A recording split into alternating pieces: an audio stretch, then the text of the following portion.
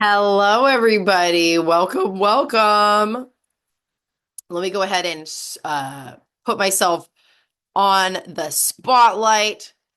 Hello, hello. Welcome. Hey, guys. Awesome. Okay, so I just disabled the waiting room so everybody can kind of come trickling in. All right, so I'm sure a lot of you by now know how Zoom works, but for those that need a refresher, we do have a chat feature in here. So I'm super excited because throughout today, the time we are with together, you're going to be able to ask questions. So while we're waiting for the just like a minute more for the rest of the people to come in, I want you guys to share your name, where you're from, where it is you want to move abroad to, and when. Okay. So your name, where you're from, where it is you want to move abroad to, and when. Hey, everybody, let's see. Awesome. Go ahead and start using that chat. Perfect. Hey, Dean from New York City. Where do you want to move to, Dean? And when? Jackie from California wants to move to Italy or Spain. Love that for you. Hi, Illy. Tell us where you're from and where you want to move abroad to and when in the chat. Hey, Noname. We were talking on Instagram. How are you? You're from Long Beach. I'm from LA, so really close. And wants to move to Barcelona, Spain. Awesome. When? Hey, Megan from New York wants to move to France, Switzerland, or Spain ASAP. Love that. Dean wants to move to Spain. Yes, my favorite place in the world. In 3 years. Love it. Very specific with the timeline. Jessica is from Minnesota, open to different countries, 12 months or less. Love it. Brandy's from Chicago, wants to move to Italy or France. Gina, hi, from Cleveland, headed to Italy.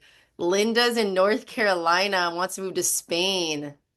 Wineslada, welcome, wants to move to Spain. Alexis from Michigan. We're just like from all over the place. I love this. So, and hello to everybody else who's trickling in. Please tell us where you're from.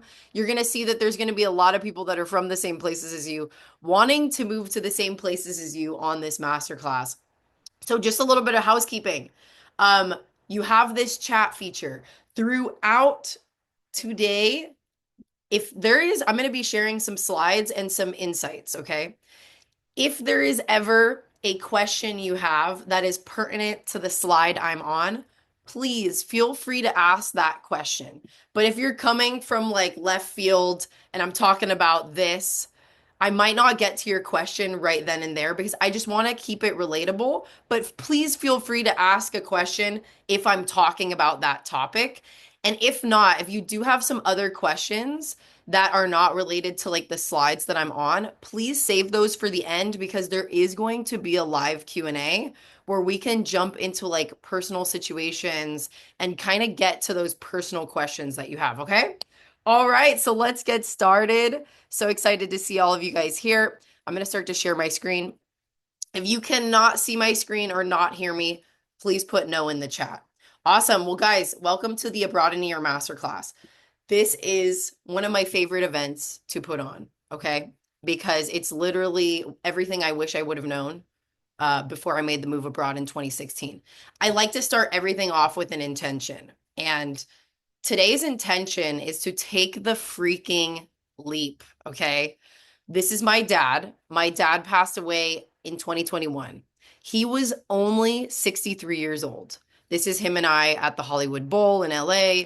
That's us jumping off a cliff.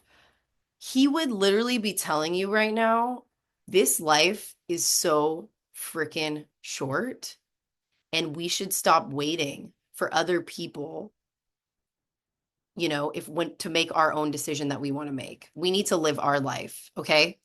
And then the other thing that I love to always bring in is I love this quote, okay? Don't live the same year 75 times and call it a life.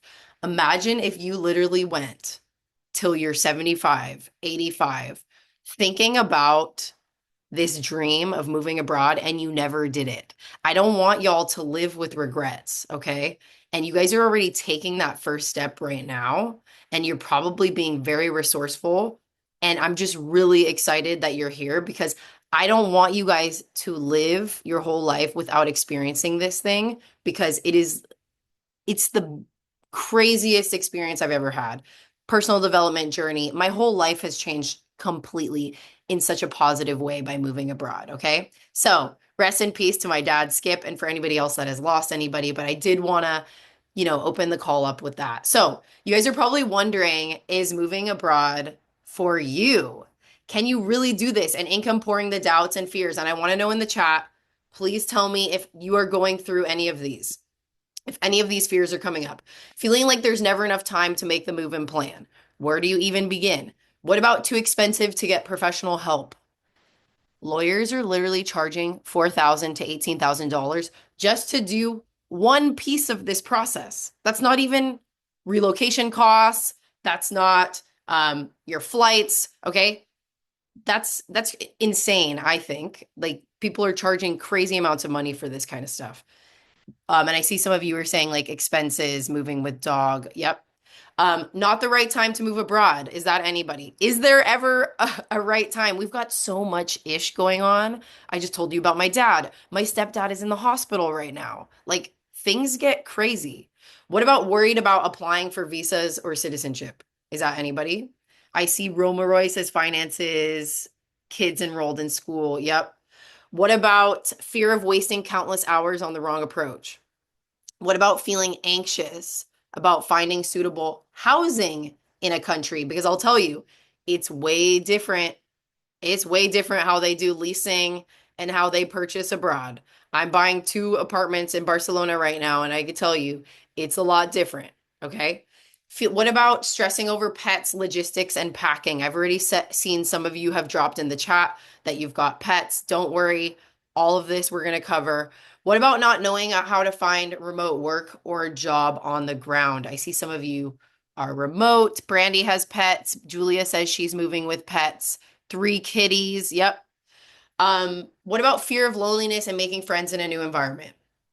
That is definitely one of the biggest things I hear about move abroaders scared about. And I'm going to tell you, you're going to have more friends abroad. I'm telling you, my friends in Spain, I can't even, we can go into the details in a little bit, but more of them show up for my birthday parties than the ones in the US. Let's just say that. Even when I was living in the US, I find that people are more loyal. Okay. And you will definitely make friends, so don't worry about that. What about concerns about accessing healthcare and insurance coverage overseas? We're going to jump into that. And what about unsure about how to obtain residency and citizenship and much, much more? Okay. So you guys are in the right place. I'm curious to know how you found me. You might have seen one of my collaborations on one of these publications, or might have been Instagram. Yep, I see Instagram. Cool. Yep, some of you from the podcast from Helena. Yeah, love that. Awesome. So let me give you guys a quick intro. I'd love to know, is this the first event that you've been on with me, or is this your second time? I do host like conferences in this space, so you might have seen me there. But let me give you guys a quick intro. I'm Shauna from LA, left the US in 2015 to live in Bilbao, Spain for 6 months alone. Put solo in the chat if you're doing this by yourself. Put family if you're going with a spouse or your kids, or even elderly parents. Nice. A lot of solo. We got some family. Yep. Okay. So a little bit of a mix here. Kids. Yep. I see it. When I lived there for 6 months and I did the student visa route at first, because that was the only pathway we had back then, I realized how much I loved Europe for the ease of travel, the community. I was so social. The costs. I wasn't even worrying about how much I was spending because life is just so affordable. I had to come back to work corporate for a year and a half. And I quickly got over the rat race. So I was back in the US, got into a little bit of a depression, and I was like, what am I doing? That thought of moving back to Europe and moving abroad kept coming up.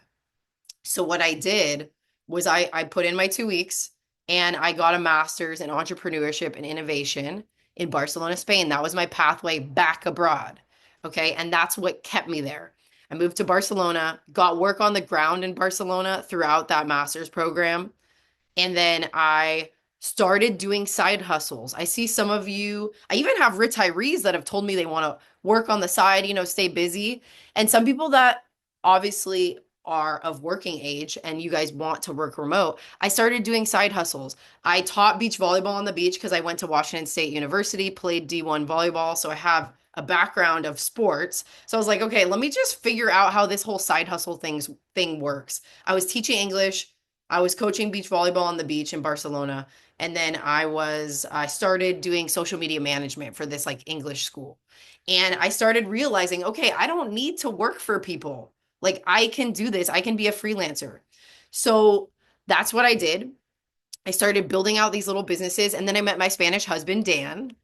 I got the confidence, so I founded my web design agency. I actually had a really horrible neck injury in Spain, and I still have it to this day. But that's when I realized I cannot work for anybody. I can't go to the office.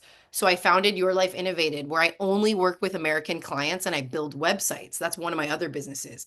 Then fast forward to 2021, my dad dies. So I've literally been through the ringer, guys. It's been insane, my move abroad journey. And so I had to come back to the US to take care of him. He had stage 4 lung cancer, and then he passed away shortly after. And that's when I founded, thank you, Kristen. That's so kind of you. I appreciate you. That's when I founded moveoverseasnow.com. That's how you found me, where I help thousands through my online events and coaching programs. And I kind of want to know from you guys in the chat, which type of move abroader are you? Are you thinking about doing a sabbatical? Take some time off, rethink life. Are you thinking about studying? And there's no age cap to this. And we're going to get into all the different visa types in a little bit. Are you thinking about retiring? Or maybe retiring and doing a part-time job? Nice. Trudy Hope says retirement with pension and Social Security. Nice. What about remote or freelance or run your own business? I see quite a bit of you have a mix, and that's totally cool to have a mix. And I just want to tell you, there's nothing wrong with going and taking a sabbatical. They've taught us in the US that doing nothing is unproductive, and that is total BS. That's total crap. I have international friends from all over the world that when they're stuck or when they want a break, they take multiple months to reevaluate their life and just deprogram from everything that they've been taught. So there's nothing wrong with you guys wanting to do that. Just wanted to share that. What about a recap of 2024, just so you guys are aware of who I am? I assisted a total of 13,200 move abroaders through my online programs and events.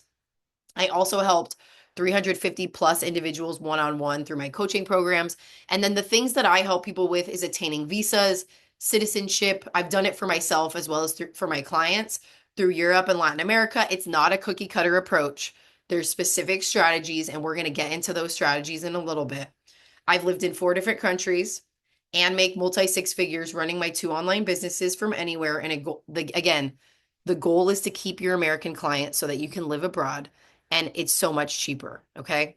And then I personally became fluent in Spanish and now almost Portuguese by living abroad as an adult. And I also underwent my own health troubles. So don't let anybody tell you that you can't get fluent in the language as an adult, because that's total BS too. Okay. So if you guys want to go from overwhelm with the steps of moving in daily life, from feeling unfulfilled, burnt out in your home country, to feeling accomplished, free, living abroad in a year or less, saving thousands of dollars and hundreds of hours of research, you guys are in the right place. So welcome. And don't just take it from me. Brandy was literally on this exact masterclass that you're on, and she's now living in Spain with her whole family, 14-year-old daughter and her husband. And then Kirk also was on this masterclass, and he's now in Portugal in the Algarve. So what you're going to learn today, and pretty much by being in my community, is how to be resourceful, how to actually make this move. And there's also no one size fits all. There's a unique strategy for your situation. The other thing I'd like to know, who has done vision work, put vision in the chat. You get to take into consideration what you want your life to look like. Okay. And I can't stress this enough.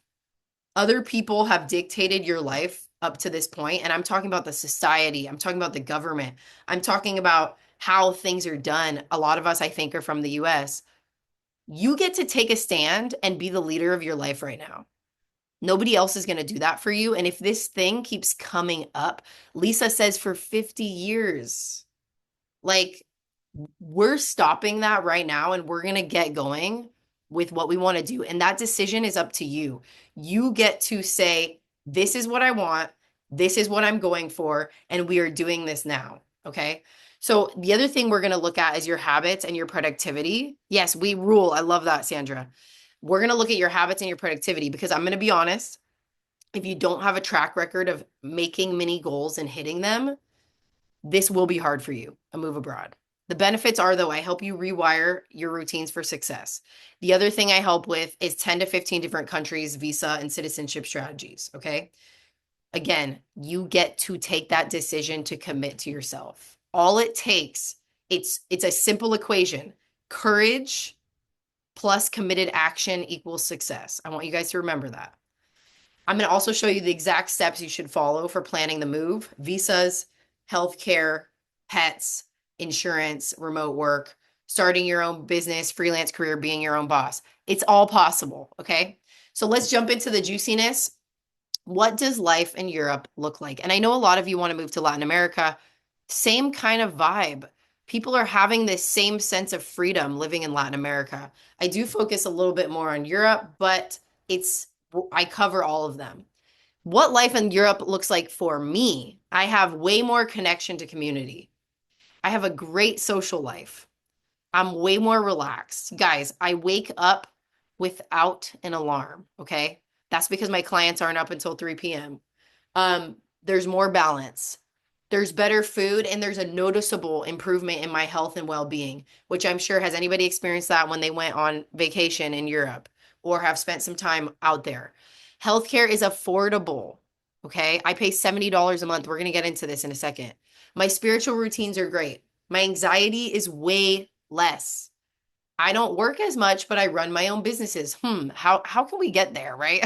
It's like I think everybody wants to work less. I'm more carefree. There's less judgment. Now there's more less judgment from me on everything else.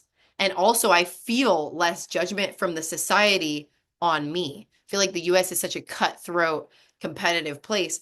That's not the case in these other countries. The education is for less. You can also retire early. I'm on track to retire by 45. All right, let me show you my expenses for 2025. Okay. And these are all really important to me. Going out dancing, I love moving my body. 70 euros. Okay. That's for the whole month. Phone and Wi-Fi combined is 30 euros. All right. My metro ticket. Now, this is across any major European city. It can be anywhere from 40 to 60 euros. That's buses, trams, trains, even regional trains. I love to snowboard, so my ski lift ticket is either $50 per day if I don't get the season pass, but I always get the season pass. I go to France, I go to the border of Spain and France. There's these really beautiful, amazing guys. You guys need to go there for vacation. Andorra got these amazing ski resorts. I pay 150 euros per month for 3 months, and that gives me the season pass. Okay. I travel on weekends. If I'm going to the coast of Spain, traveling around Spain, doing little road trips, getting Airbnbs, maybe driving up to France, maybe hopping over to Amsterdam and seeing my friend in the Netherlands. I'm telling you that you can keep your budget to like 200 euros for some of these trips, okay? It's crazy. Ski house with friends in Andorra, that's that country I was just telling you about. We literally have 5 friends. We come together, we get a small apartment. We literally spend 110 euros each, and we get this apartment that's literally a 5-minute walk from the chairlift. And that's per month. We pay 110 euros a month. It's like 150 bucks each. It's insane. We get that for 6 months. My health insurance is 65 euros per month this year, and that includes no copays, no deductibles. If you're more in the 55 to 75 range, now that price can go up to like 100, 120, 150 a month, but that's going to be no copays, no deductibles. Okay. Eating out. This is probably one of my favorite things about living abroad is you guys are going to freak out. I pay 15 euros every day, and I choose to do it at lunch because lunch is a whole thing abroad.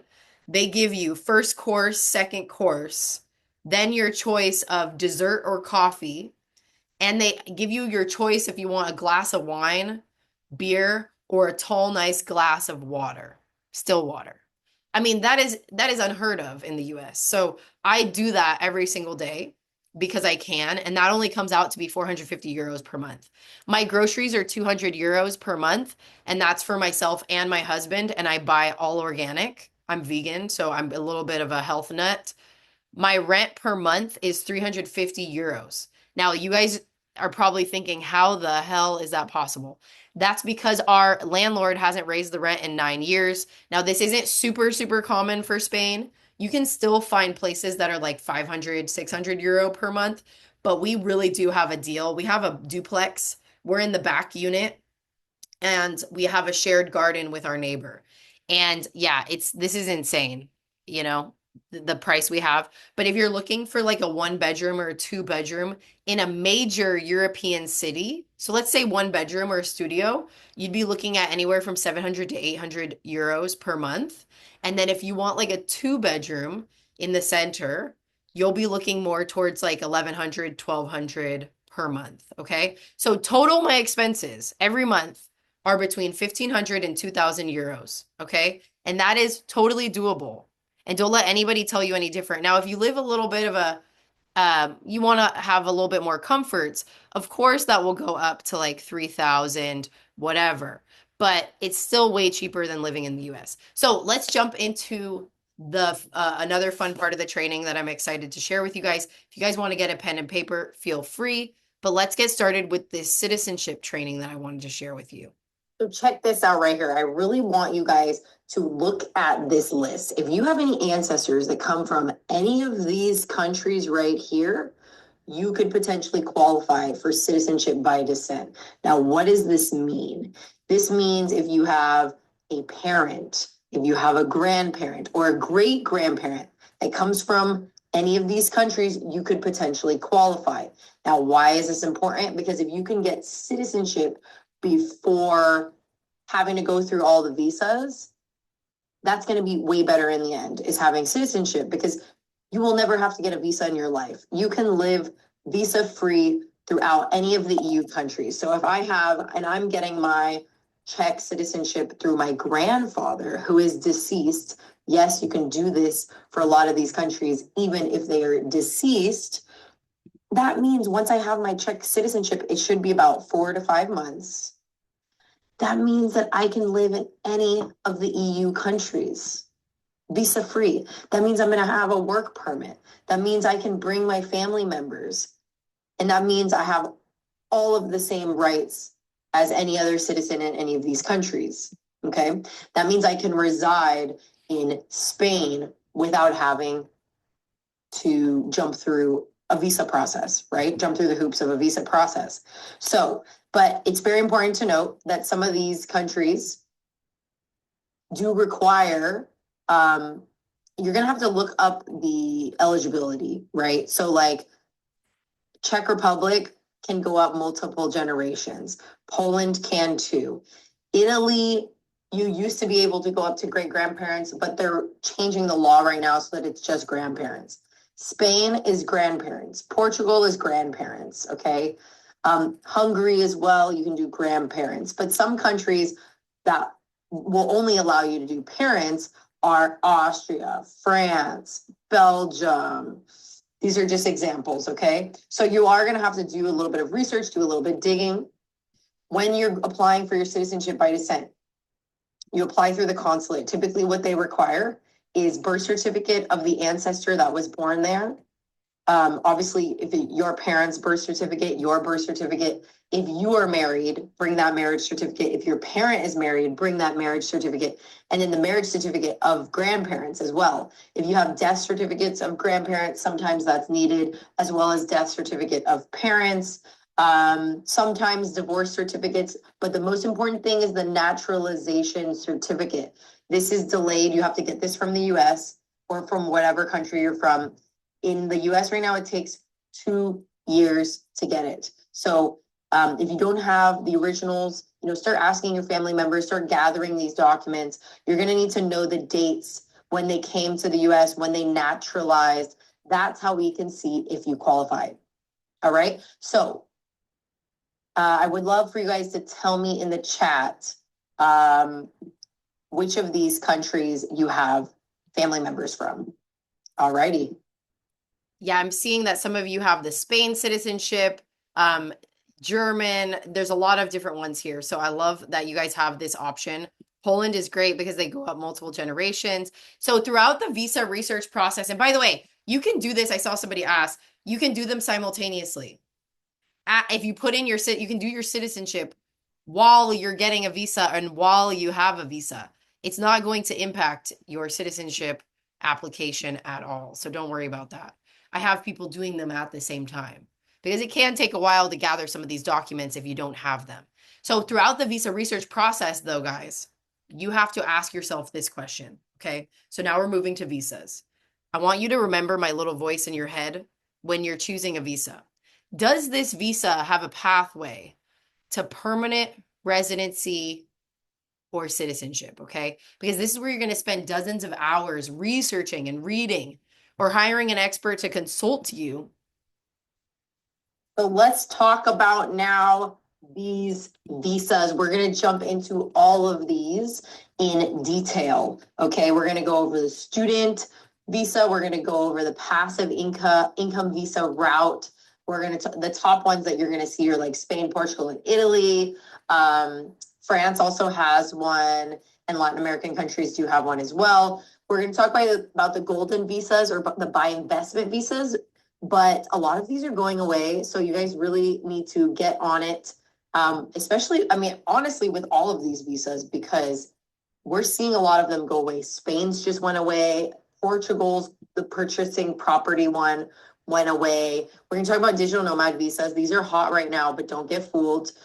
We kind of talked about investment. We're not going to spend a lot of time around work visas. And if you guys know which one of these visas you think you want to apply for, feel free to drop it in the chat. But the reason why we're not going to spend a lot of time on the work visas is because I don't really recommend them. These are like the sponsorship ones, because if you are not highly skilled or highly qualified in your field, you have 15 years of experience being the senior manager, or 10 years of experience, or you're in a very niche field, it's going to be hard for the country and the company to sponsor you, because most of the countries in the EU, they would need to show that a local cannot do that job. So the only exceptions are like the Nether. So if you're an English speaker as well, that's going to be a little bit harder if you choose a country that doesn't speak English so much. So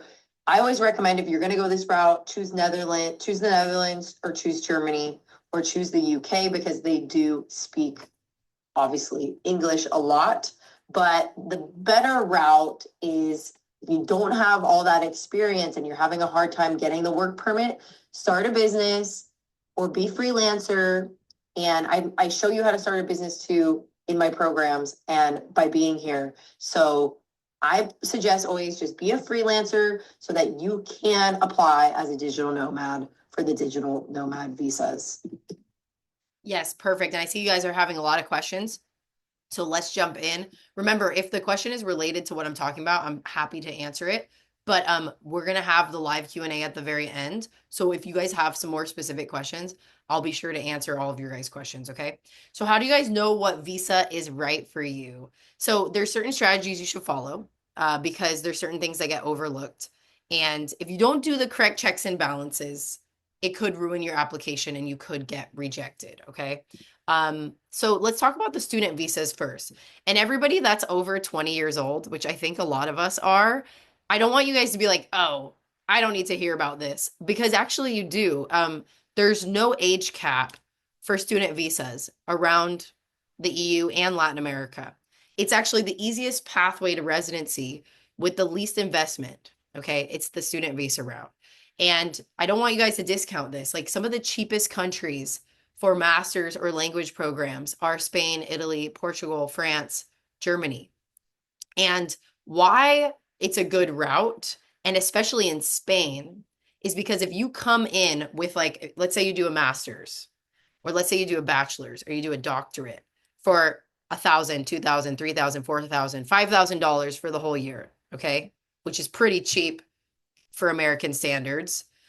You can pivot after that first, after the studies are done. Specifically in Spain, I'm just giving you an example. You can pivot to a work permit. If you get a contract, you can just pivot directly to a work permit. The other thing you can pivot to is a self-employed permit. So that means you start a business and you're like, okay, I'm going to be self-employed. And then you can also pivot to the digital nomad visa. So a lot of these countries, it like offers you an opportunity to get work afterwards. And typically for student visas, and I'm doing a generalization because of averages of all these different countries, they typically want to see anywhere from 700 to 800 to $900 in that bank account per month so that you can live, so you can survive. So if you're doing a 12-month program, and let's say they want to see the $800, which, you know, that's a typical minimum wage in these countries, then somewhere around 10,000 for the whole 12 months, you would want to show that in a savings account. And then when you go to the consulate to get approved, that's what they're going to want to see. So that's why I say that this is the easiest route. So if finances are an issue, you're going to be looking at student visas, okay? There's also a program in Spain. It's called NowCap, and a lot of these visas are going away though, guys. So you need to get on it with your move abroad. NowCap just discontinued in the south of Spain, which is Andalusia. NowCap is technically a student visa, and they pay you to teach English in schools to kids. So that's a kind of cool work slash it is a student visa. You don't have to study, but you're in schools teaching. How do you support yourself? I mean, you have to have savings, Raquel. That's the whole thing. They are going to check to make sure you have that minimum savings. You can bring your family on these as well. These student visas allow you to bring your family, and they will get a visa for your family as well. So again, remember to ask. You don't have to speak Spanish for now, Cap Tammy. No, you're teaching English to these kids, and they don't want you to actually speak Spanish. But it's cool because you will learn Spanish. Um, is there a pathway to residency and citizenship? That's the question I told you guys to ask. Guys, Malta, for example, would not be a good choice. Check this out. So the digital nomad visa in Malta, you've probably seen it on blogs, you've seen it online. Yeah, sure. Malta is an amazing place. It's an island. It's in the middle of the Mediterranean. So, but why wouldn't we choose this visa? Because remember, it has no pathway to permanent residency.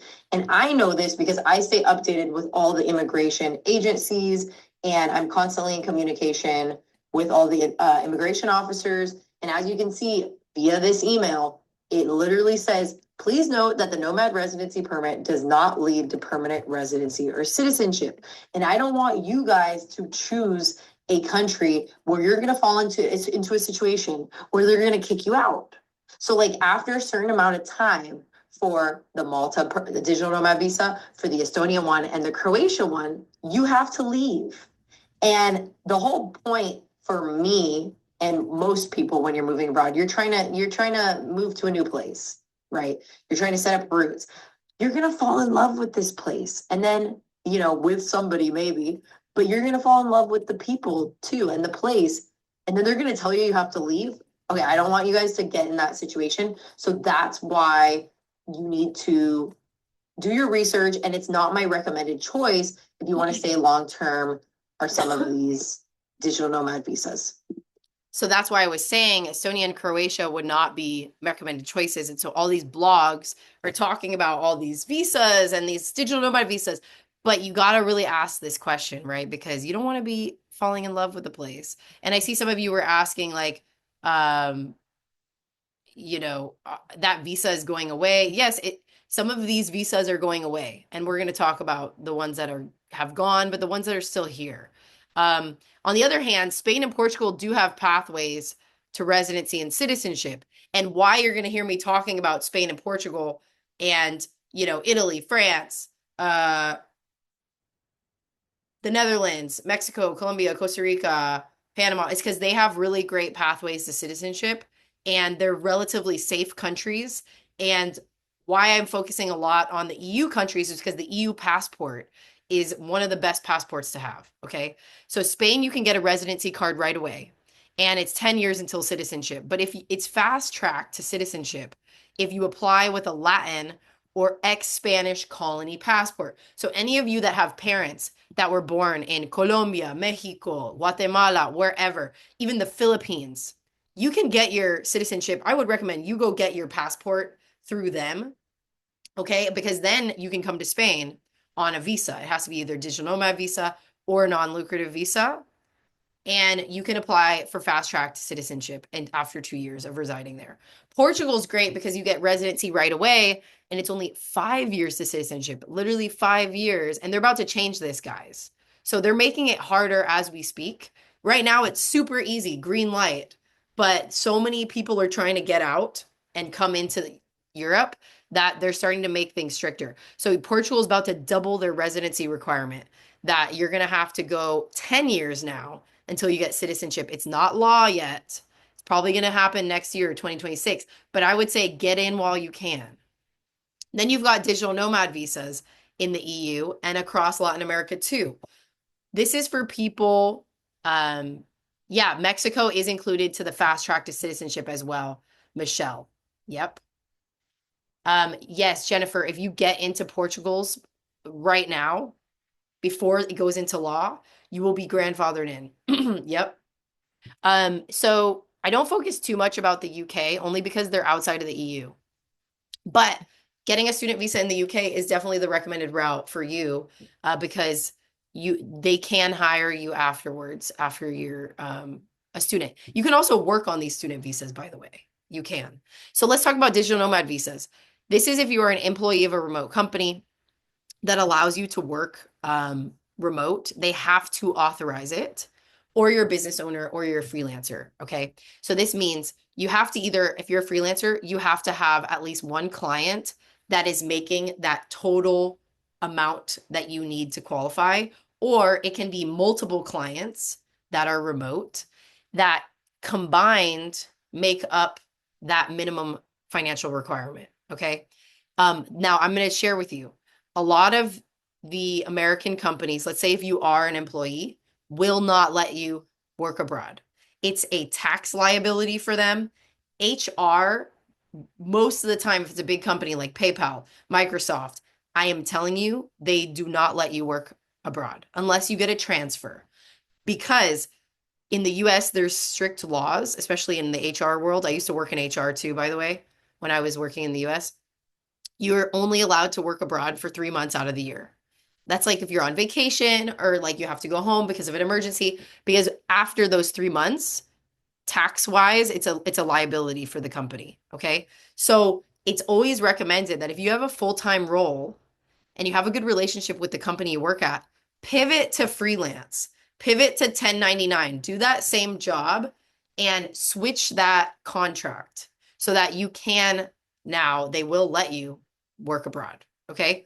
Or find a job that is 1099 or freelance, or start to just build that client base. So what they need for these digital nomad visas on the whole is an employment contract, or your individual service contracts with your clients. You do have to have a written letter from the company or a written letter from your clients approving you to work abroad. There's certain language you have to use. I share all that with you. You have to show proof of multiple past months of income and invoices. Okay. That same amount has to match what is on that contract. You have to show the multiple past months of bank statements that have to reference back to that contract amount. And then they typically want to see 4 times the minimum wage in that country. Some require proof of accommodation and medical insurance. So each year it's changing. And all the time, these numbers are changing. So that's why it's important. You have to stay on top of it. Uh, think of me as like your comparative person. I'm able to look at all of these different visas and kind of tell you based on your situation, but also financially what has changed with all of these. So Spain's is now about around 2,700 euros per month for one person. The EPREM Tammy in Spain is 600 euros per month, which is pretty crazy, right? People literally, my landlord literally survives off of 700 euros per month. Yeah, it's possible. Portugal, for the digital nomad visa, they require 3,480 euros per month. That's combined across all your clients or that um, contract you have with your company. Italy's is around 2,000 euros per month, which is 28,800 per year. Italy's is probably the easiest in terms of financially, right? Greece is 3,500 euros per month. So these are just some examples of financially what you would be needing to make. And a lot of people are like, oh crap, well, I'm not making that much, or I want to build that business. Well, this is why I share with you guys all these options because you can come in on the student visa, for example, in Spain, for that first year, freaking build out that business, get your income up so that at the end of year one, you can pivot to a self-employed permit or you can do the digital nomad visa from within Spain. There's no restrictions on work on the student visa. So that's a typical one I give for people that want to build their income if they're remote. Let's talk for all my retirees and if you do have passive income. This is pre-retirees too. I mean, this isn't just people that are retired. So, what is a passive income visa? Have you guys ever heard of it? Put yes in the chat. A passive income visa is great. I even have 35-year-olds that are getting approved for passive income visas. I have 30-year-olds getting approved for these. Um, you can bring your whole family on all of these.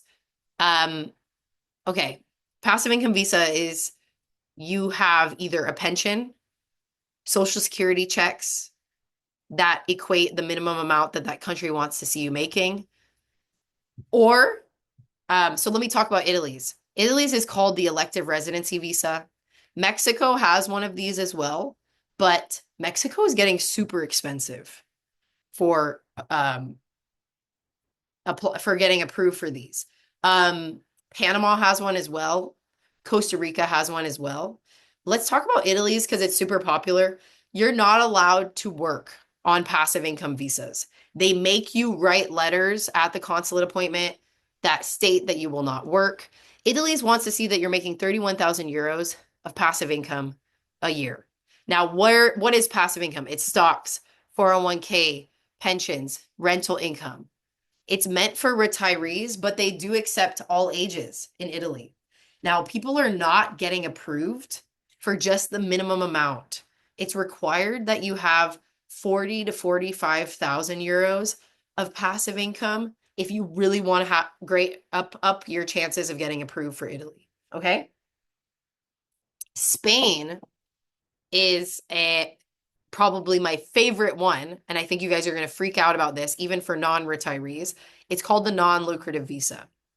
Why I love it is they will accept either or. They will take passive income as proof, but they will also take a lump sum. They will take your savings account. So if you can show in a savings or a checking that you have the minimum amount, which is 28,800 euros per year, you will get approved for 1 year. So a lot of my people that are starting businesses, they're like, okay, let me just do that non-lucrative visa for a year. I'm going to find a remote job and then I'm going to pivot to the digital nomad visa afterwards. The non-lucrative visa though is great because if you are a retiree, all you need to show is your social security and then maybe some savings too because the dollar is tanking and I'm seeing the dollar get worse as we speak. And some people, they had just the minimum and then they were down like $200 for the application consulate appointment. So they had to also supplement and show proof of the savings as well. So it's really important that you just stay on top of like the conversions and all of that. But the beautiful thing about the non-lucrative visa is it's a 5-year visa. And after 5 years, it converts to permanent residency. Okay. You do have to show that income though for every year. So after the first year, they're going to have you do a renewal. Okay. And you have to renew for the rest of the 4 years.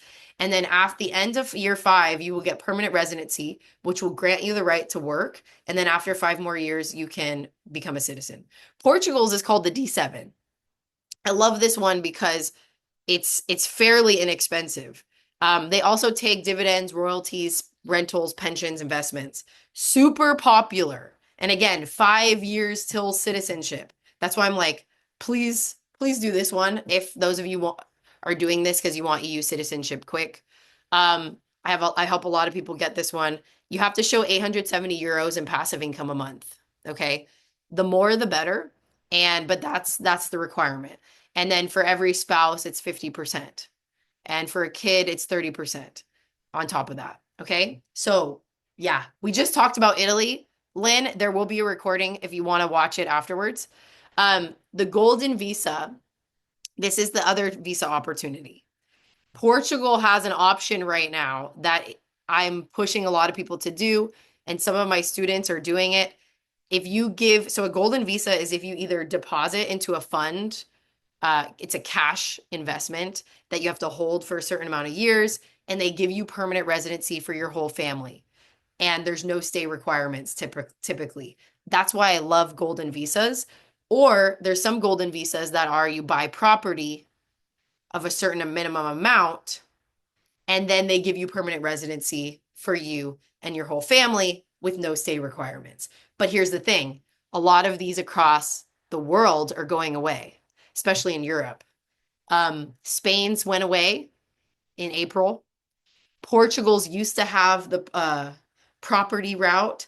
Now it's only a 500K cash investment, which you can put into a green fund, for example, and it's growing. I mean, they're really good investments if you want to get your money out.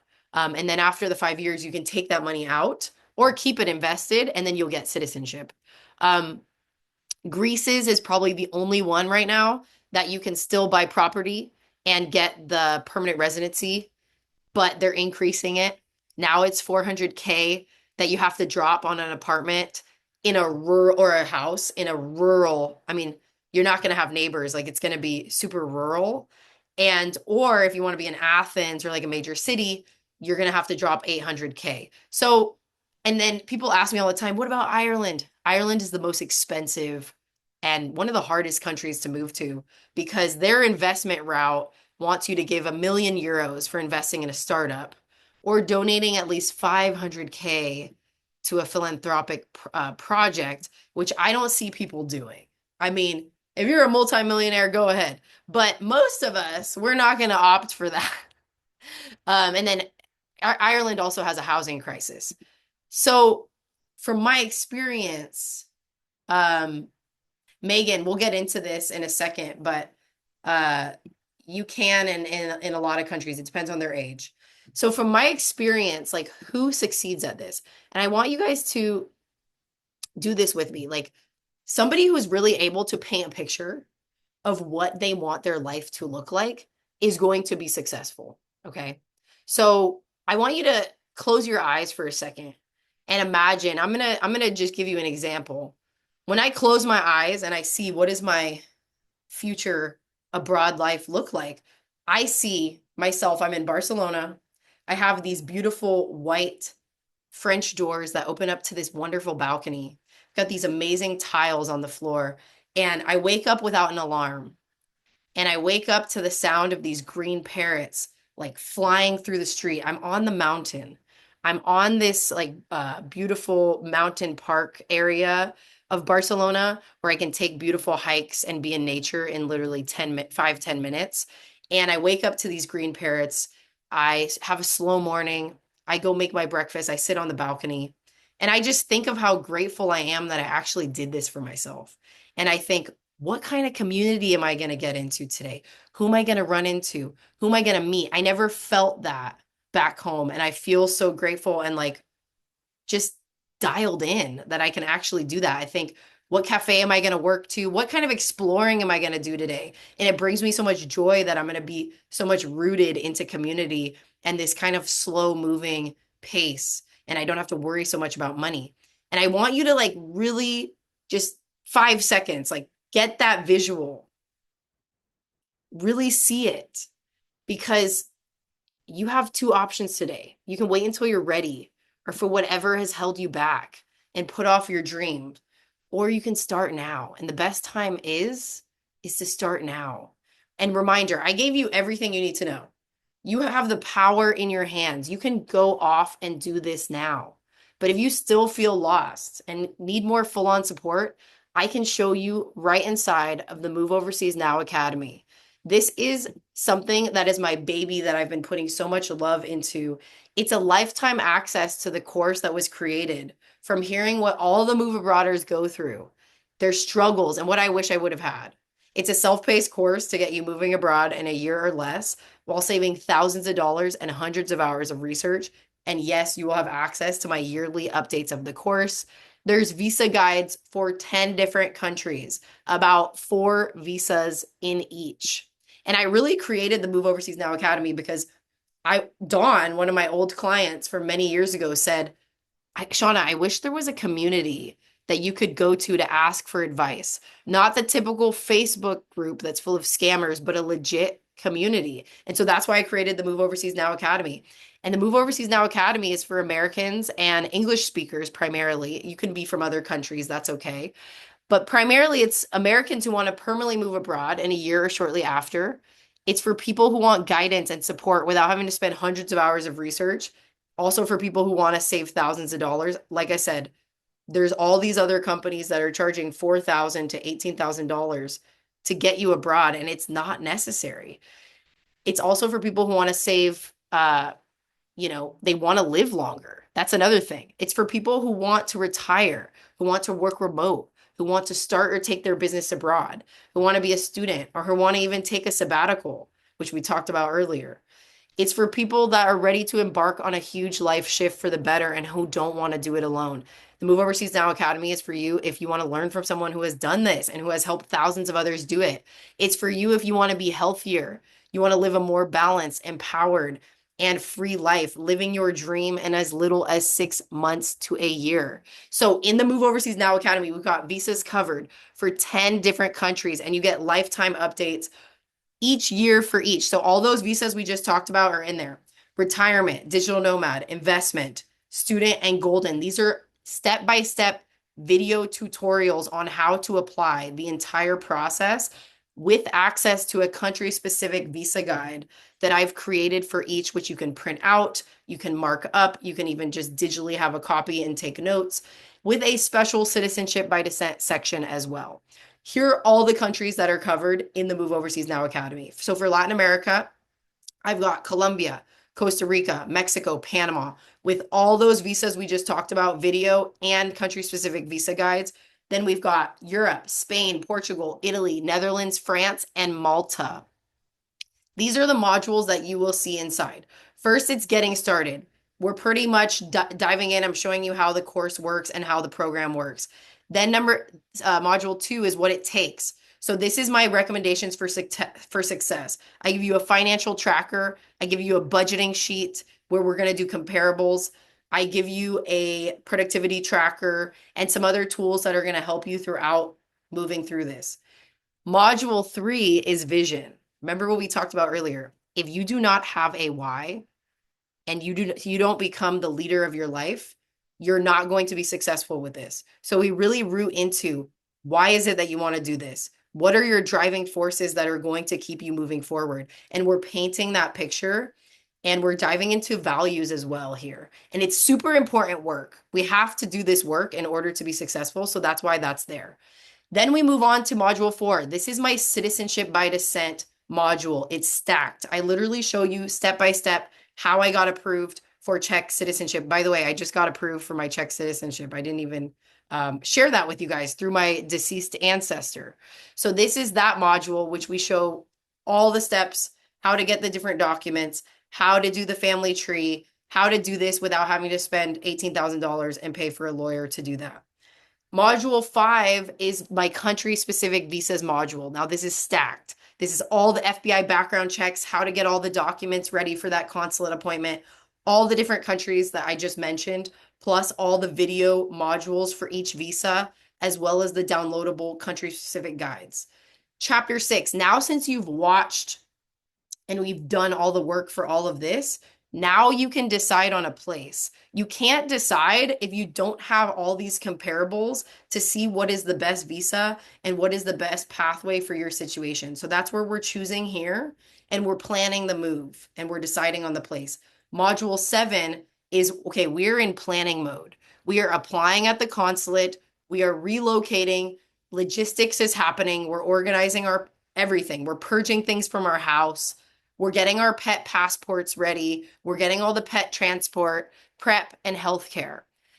Chapter 8 is financial planning. This is where I have my US expat tax experts in here. We're going to be talking how do we financially plan?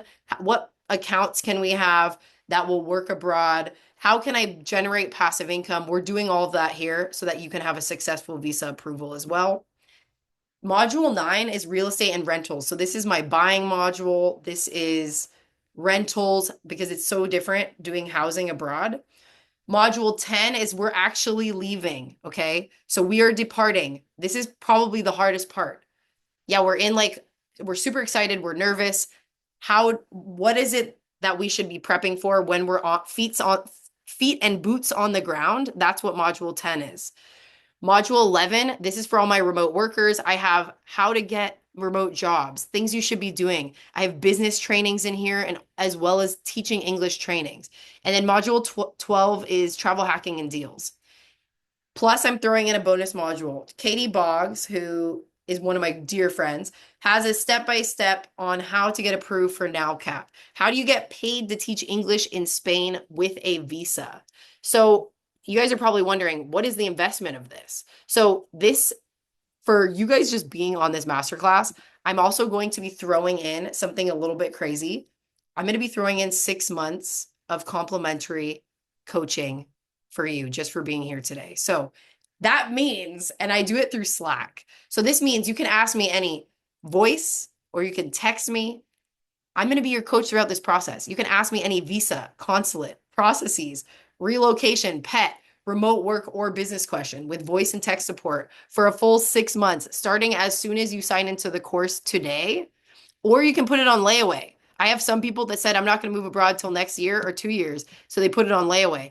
This is an offer I normally give to my one-on-one coaching clients for $2,900 to work one-on-one with me.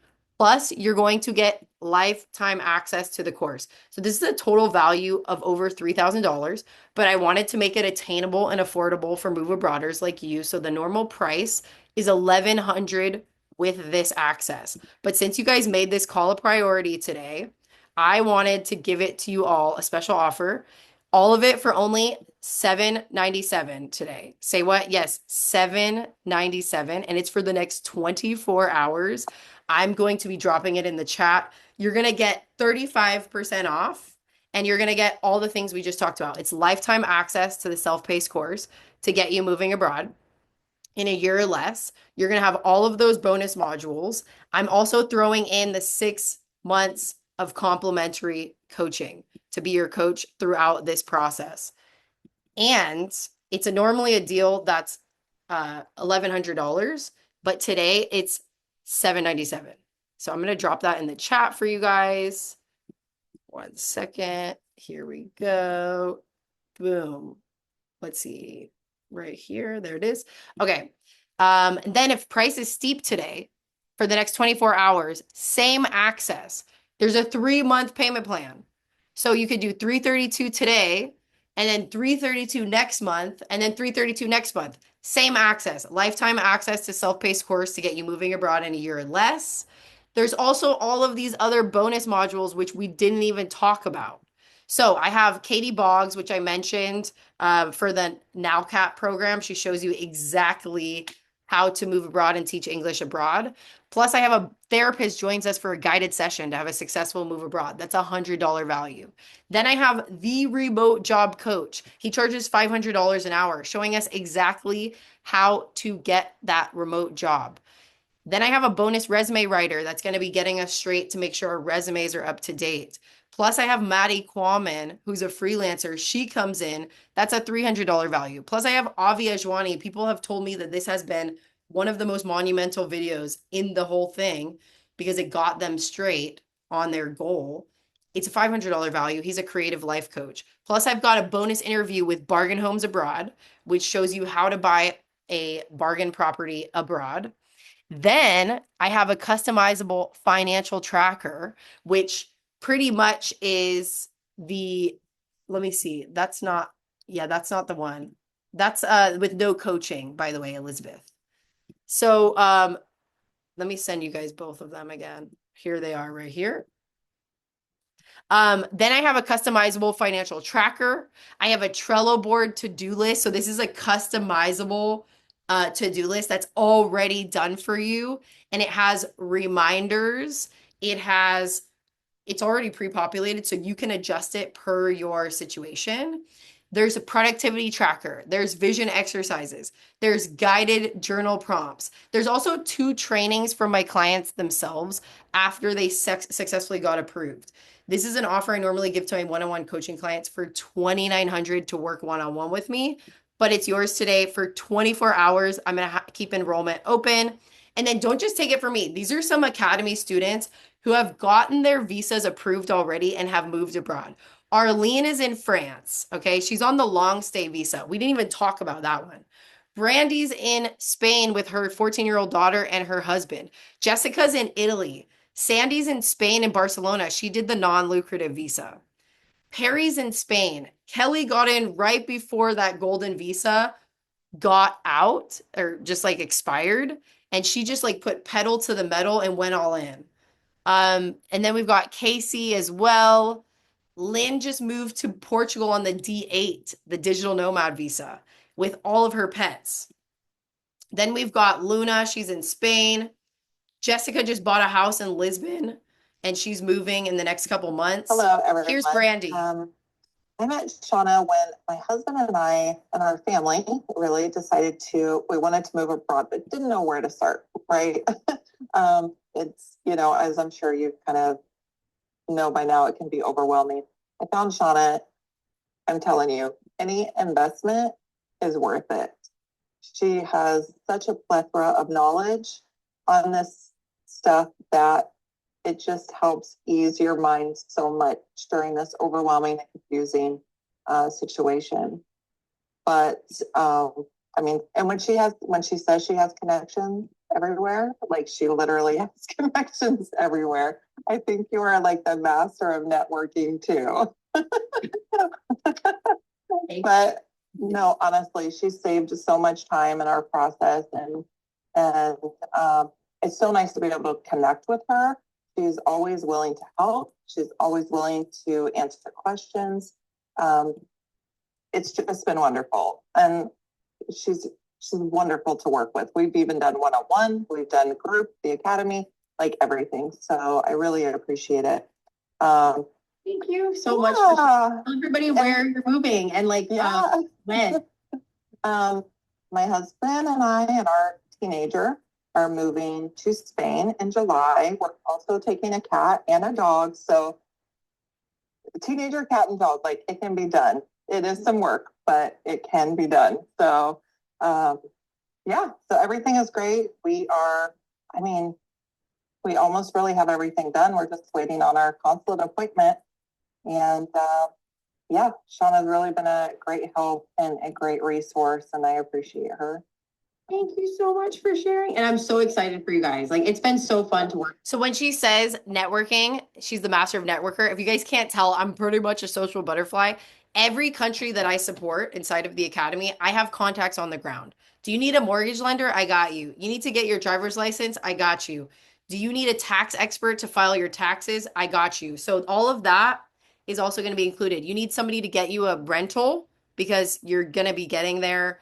The first month, you need to find an apartment typically because they give you about a month to find an apartment to get registered. So I got you on all of that. That's what she means by the networking. Deciding to partner with Shauna. And here's Casey. Is probably one of the best decisions I could have made for myself to help my dreams come true about moving abroad. Even after 1 hour on the phone with her, she has already given me a handful of connections and resources in my dream country, in my dream cities.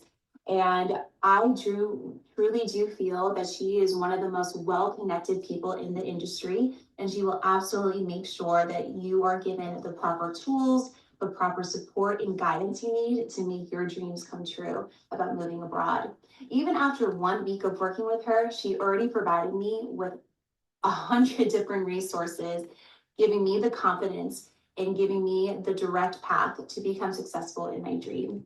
Shauna, I cannot wait to see what we accomplish together in 6 months of working with you. Thank you so much for your 24-hour support and for all you do. I cannot recommend Shauna enough. She is absolutely amazing and someone that you need to work with to make your dreams happen. So when she means 24-hour support, because when you get into the course and the coach and you start the coaching, you're going to start the Slack, which is voice and text support. I'm literally responding to people like 10 o'clock at night, 11 o'clock at night. I'm a little bit of a workaholic. So pretty much the second that you ask me a question, maybe not the second, I typically respond within the hour or so. There is a 24-hour window where you will for sure have a response. And that's what she means by the 24-hour support. So we're very, very connected on there. Here's Kim. Kim is in Panama. She did the vision. She wanted to live in an apartment, a condo on the beach. I found her a condo on the beach for $1,500. She spends $1,500 total living in Panama. Okay. And she just renewed the contract. Here's Kim. Hi, my name is Kimberly Kelly. I signed up with Shauna Lum in April, I believe it was. Before that, I had no idea what to do. I mean, I wanted to move to Panama. At least I thought I wanted to move to Panama. But when I signed up with her, she just helped me make it so clear and so easy the steps that I needed to take in order to do this and not take a year or 2 years to get there. If that's your plan to go for, a year or 2 years, that's great. But I wanted to get there soon. And she has helped me so much. She even turned me on to people in Panama who can help me directly there, including Angela Vargas of Alvey Homes and Christina Gonzalez, a lawyer who helped with my immigration. Without them, I can't even imagine how long it would have taken. So thank you so much, Shauna. This has just been a wonderful experience. And I love having all these new friends. Thank you so much. Yeah, when she says all these new friends, literally we are a community in there. I have some people that are from Columbus, Ohio. You'll find that there's people that are from your same cities that you're in right now and also moving to the same places. And they've already met for coffee. So that's what she means by new friends. You're not going to be alone doing this. So everything that's in the Move Overseas Now Academy, and I'm going to take questions in a second, is Colombia, Costa Rica, Mexico, Panama, with all of the visas we chatted about. And then Europe is Spain, Portugal, Italy, France, Netherlands, and Malta. I would say that it's a bargain. Anybody who's ever had any schooling in their life knows it's a bargain. And I don't mean that in a cheap way. I just mean it's a good value. So not a bargain. It's a good value for what you get, for the amount of content, for the support from you. So I would say that you're going to move to wherever, and it's going to cost you some money, even if you go the cheapest way you can, not to be afraid.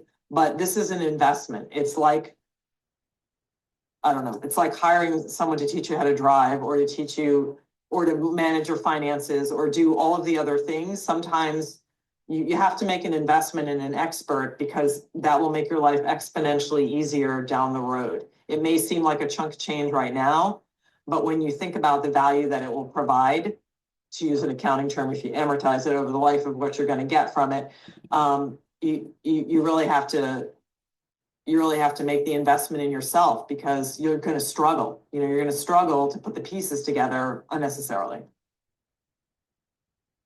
Yep. And so I wanted to actually show you guys behind the scenes. So when you get in today, you're going to have a student agreement for confidentiality, which I want you to make sure to complete.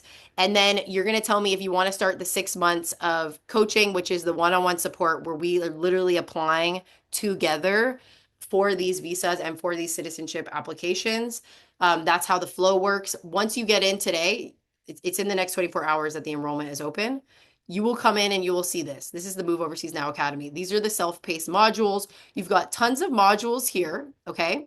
So we talked about all those. Let me show you, for example, if we came to the country-specific visas section, look at all of this. We've got FBI background check area, which everybody's going to have to do this. This is probably one of the hardest part.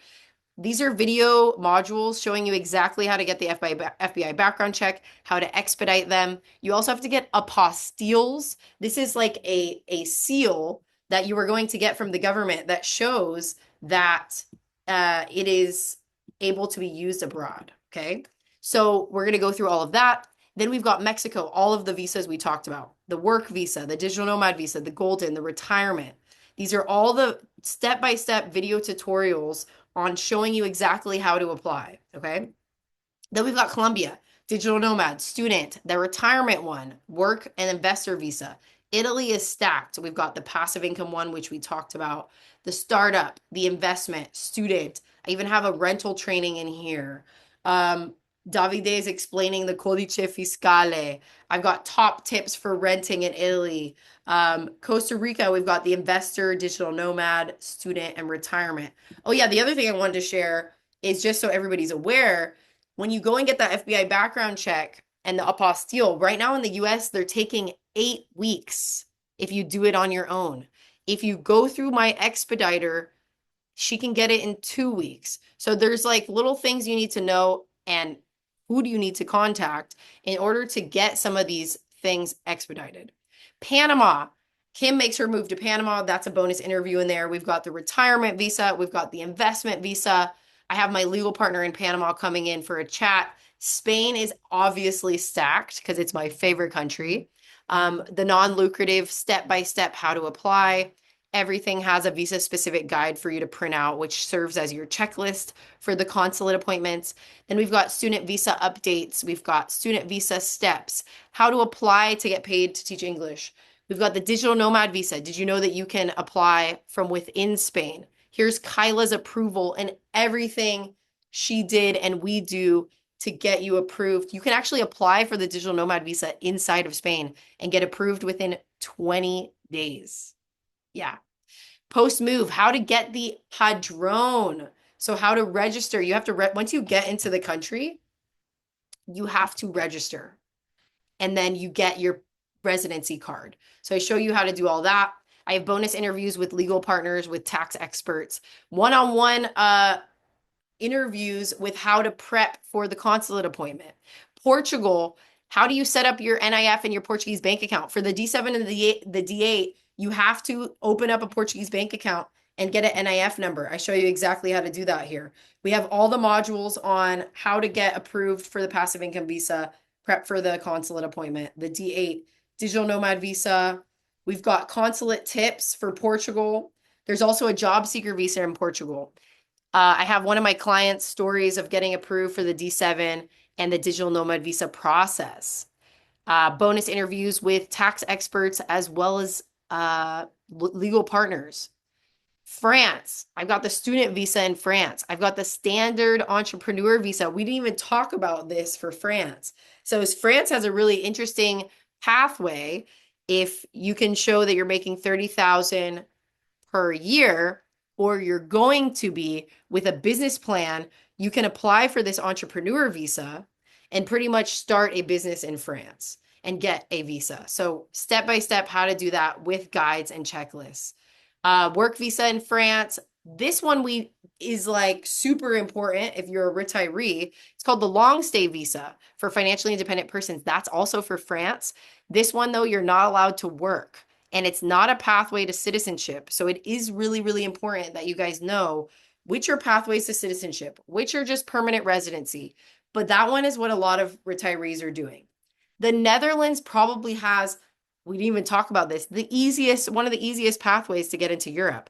It's called the DAFT visa. It's only for Americans. What it is, guys, is you fund a Dutch bank account with 4,500 euros and you basically start a business.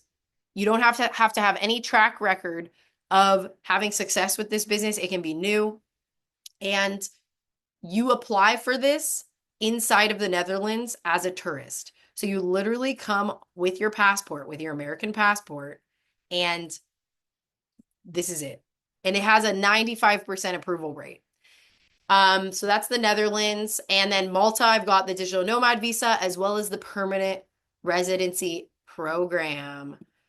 And I'm going to drop the links again. Again, bonus for everybody that's here is you're going to be getting 6 months of Slack support included, complimentary, thrown into this. This is asking me any move abroad question. This is visa, consulate, processes, relocation, pet, remote work.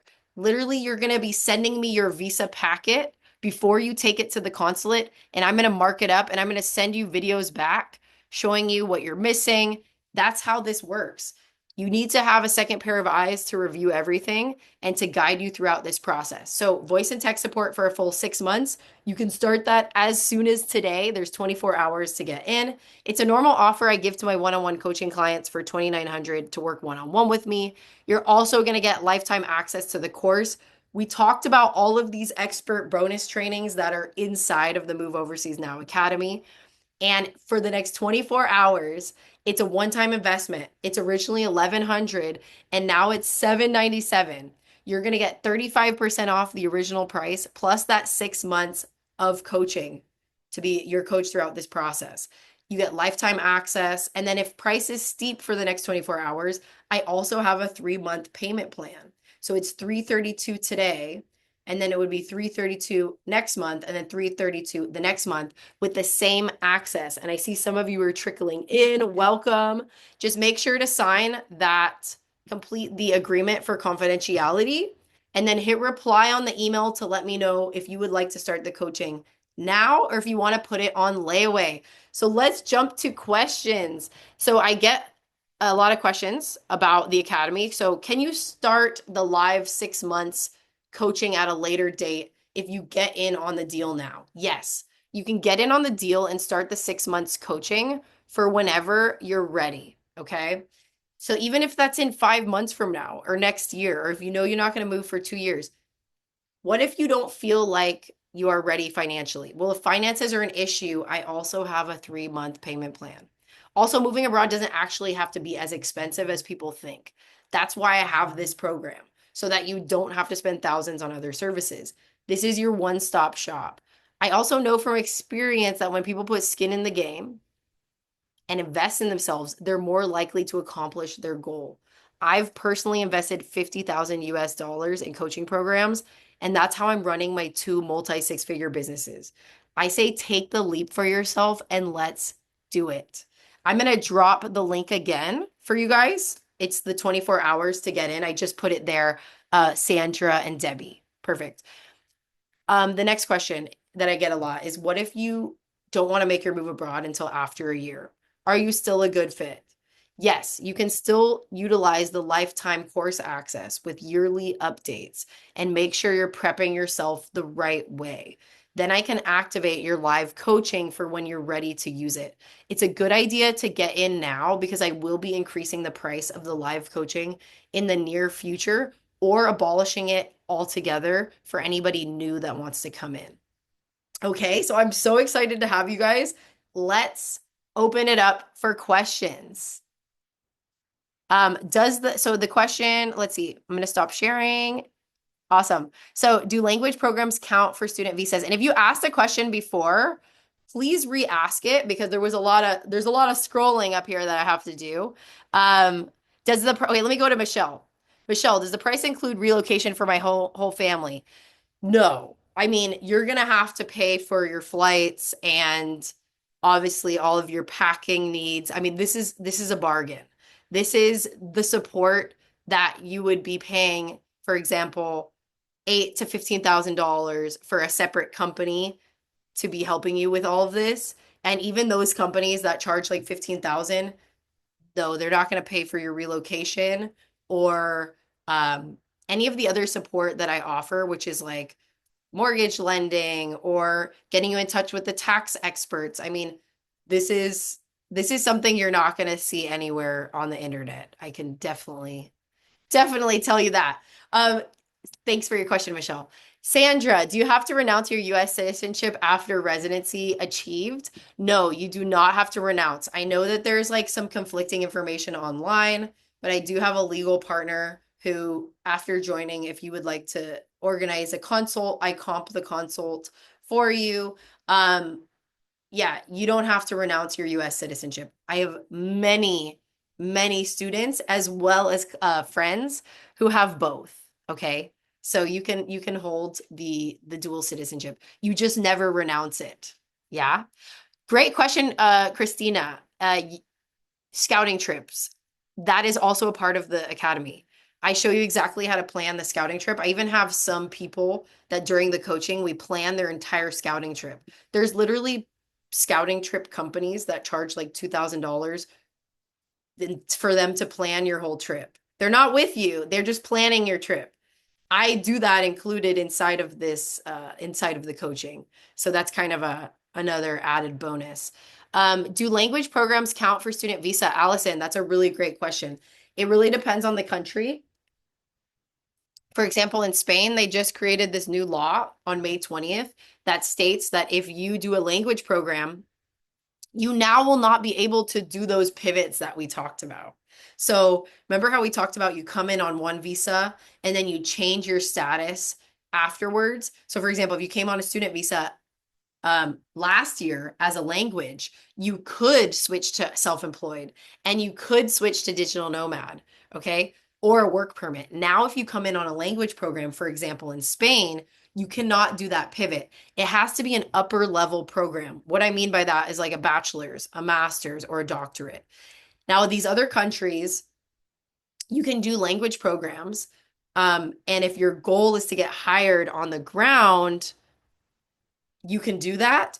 But again, getting hired on the ground is a lot, is pretty tricky in a lot of countries unless you're going to choose Germany, the UK. Okay, Italy is going to be super hard. Spain is actually pretty easy to get hired on the ground. Okay, they have a lot of tech hubs, and they actually allow for as long as you have a work contract, you can apply. There's also this other thing now that Spain has called arraigo socio-laboral. This means even if you did come in on a language program, and let's say finances were tight, after 2 years of legally living in Spain, even if it is illegally, you can do this thing called an arraigo socio-laboral, which means as long as you have a work contract, a lot of refugees are using this strategy, but anybody can use it. After 2 years of showing that you were living in Spain and having a padrón, which is registering at the local municipality, you can now get a residence permit after 2 years. So there's always an option. For Italy, you mentioned stocks, investments, pensions. You could not automatically draw X amount per month to make the higher requirements from my investment. Okay, Lena, do you mean you were told by your financial advisor that you couldn't draw that amount? So you're going to have to clarify that for me to be able to answer your question. El Sac, hey, how are you? And seeing you guys trickle in. So excited to have you. Don't forget to sign the agreement for confidentiality for the academy. And then right afterwards, hit reply and let me know if you want to start your coaching now or if you want to put it on layaway. Okay, because you can put it on layaway. Let me keep scrolling back up to the question I was just at. Okay. El Sac. I don't know your first name. Sorry about that. Or it's Isak, maybe. I keep seeing information about Spanish job seeker visa, but you can't find any information on the Spanish consulate mission. So that's the other thing, is a lot of these consulates suck at updating their websites, and not all consulates take applications for certain things. So the best thing is to email them, okay? But yes, this visa is new, and it's mainly for people that have recently graduated, okay? I feel like we need to dive a little bit more into your situation, Isak, because there might be other options. Like a job seeker visa is great because it gives you 12 months to look for a job on the ground. Um, but there's just a little bit of like uncertainty, right? Because after the 12 months, if you don't find anything, like you have to leave. Okay. That's why I like the student visa a lot better because you can do the same thing on the student visa. You can pivot to 3 different options in the case that you don't get a work permit. You can start your own business and you can be a self-employed. So we can talk through the goals, Isak, and see which one is best for you. Oh my God, we have another Shauna here. How are you?